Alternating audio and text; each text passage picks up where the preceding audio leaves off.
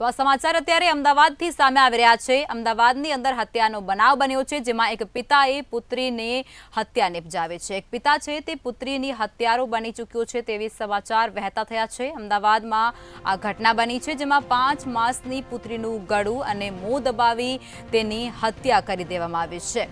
શહેર કોટડા પોલીસ સ્ટેશનમાં આ સમગ્ર મુદ્દે ફરિયાદ પણ દાખલ કરાઈ છે। પોલીસ આ સમગ્ર મામલે તપાસ હાથ ધરી રહી છે।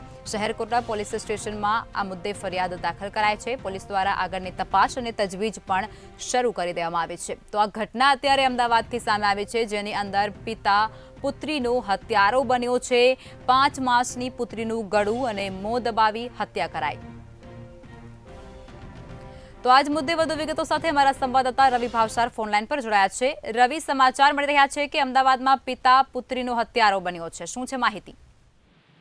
બિલકુલ જ વાત કરવામાં આવે તો સમગ્ર અમદાવાદને શર્મસાર કરે તેવો કિસ્સો છે, તે કિસ્સો સામે આવે છે।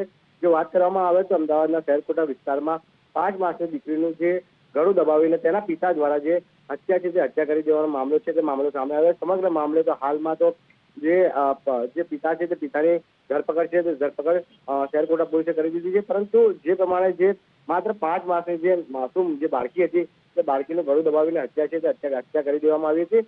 સમગ્ર મામલે જ્યારે દીકરીને માતાને જાણ થતા દીકરીની માતાએ ફરિયાદ નોંધાવી હતી અને ત્યારબાદ શહેર કોટડા પોલીસ દ્વારા જે તેના પિતા છે તેના પિતાની ધરપકડ કરી વધુ તપાસ છે તે તપાસ હાથ ધરી હતી।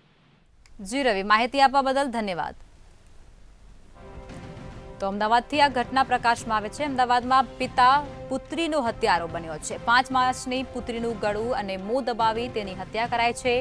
શહેર કોટડા પોલીસ સ્ટેશનમાં આ સમગ્ર ઘટનાને લઈ અને ફરિયાદ પણ દાખલ કરાઈ છે। પોલીસ ફરિયાદ દાખલ થતાની સાથે જ પોલીસે આ સમગ્ર મામલે ઊંડાણપૂર્વક તપાસ હાથ ધરી છે। તો અમદાવાદમાં હત્યાનો બનાવ સામે આવ્યો છે। અમદાવાદમાં ચોંકાવનારો કિસ્સો જેને કહી શકાય। પિતા જ પુત્રીનો હત્યારો બન્યો છે। 5 માસની પોતાની પુત્રીનું ગળું અને મોં દબાવી તેને મોતને ઘાટ ઉતારી દેવામાં આવી છે। નાની માસૂમનો હત્યા કરી દીધી છે। પિતા જ પુત્રીનો હત્યારો બન્યો છે। જોકે આ સમગ્ર ઘટનાની જાણ પોલીસને કરાઈ છે।